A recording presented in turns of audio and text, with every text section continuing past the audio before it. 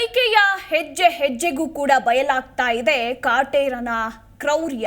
S, Pattanagere shed ಅಡ್ಡಾದಲ್ಲಿ ಅಮಾಯಕರ ಮೇಲೆ ನಟ ದರ್ಶನ್ ದರ್ಪವನ್ನ ತೋರ್ತಿದ್ದ ಅನ್ನೋದ್ರ ಕುರಿತಾಗಿ ಮಾಹಿತಿ ಸಿಗ್ತಾ ಇದೆ. ರೇಣುಕಾ ಸ್ವಾಮಿಗೆ ಕರೆಂಟ್ ಶಾಕ್ ಕೊಟ್ಟಿದ್ದಲ್ಲದೆ ಆತನ ಮೂಳೆಗಳನ್ನು ಕೂಡ ಮುರಿದಿದ್ರು ಅನ್ನೋದು ಈಗ ದೃಢಪಟ್ಟಿದೆ.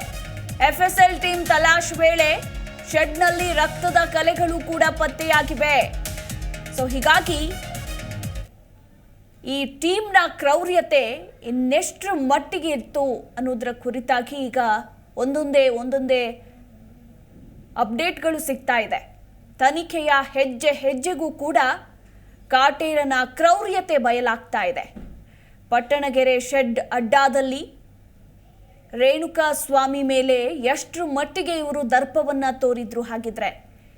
ಕೇವಲ ಕಾಲಿನಿಂದ ಒದ್ದಿರೋದು, ಹಾಗೆ ಮರದ ರಿಪೀಸ್ನಿಂದ ಹೊಡೆದಿರೋದು, ಗೋಡೆಗೆ ಗುದ್ದಿರೋದು, ಲಾರಿಗೆ ಗುದ್ದಿರೋದು ಅಷ್ಟೇ ಅಲ್ಲ, ಕರೆಂಟ್ ಶಾಕ್ ಕೊಟ್ಟಿದ್ರು ಅನ್ನೋದು ಮತ್ತೊಂದು ಶಾಕಿಂಗ್ ವಿಚಾರ. ಅದ್ರ ಜೊತೆಗೆ ರೇಣುಕಾ ಸ್ವಾಮಿಯ ಮೂಳೆಗಳು ಕೂಡ ಮುರಿದಿವೆ ಅನ್ನೋದು ಈಗ ದೃಢಪಟ್ಟಿದೆ. ಜಿ ಕನ್ನಡ ನ್ಯೂಸ್ ಈಗ ನಿಮ್ಮ ಮನೆಯಲ್ಲೇ ನೋಡಿ. ಎಲ್ಲ ಕೇಬಲ್ಗಳಲ್ಲಿ ಈಗ ಲಭ್ಯ.